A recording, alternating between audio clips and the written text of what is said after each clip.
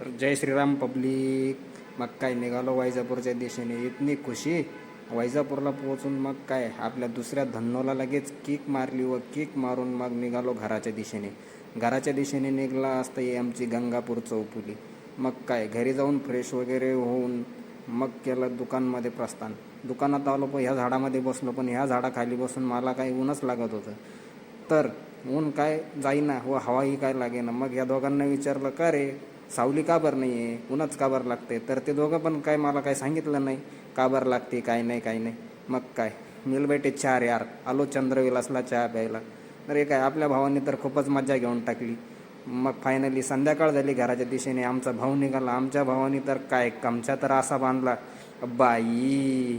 आमचे भाऊ निघाले शिकारीला, म्हणजेच 10 किलोमीटर लांब. तर ही आमची सुयापोतीवाली बाई, म्हणजेच बाई नाही बरं का, भाऊ आहे पण योगेश बाई असं नाव आहे आमच्या योगेश बाईचं.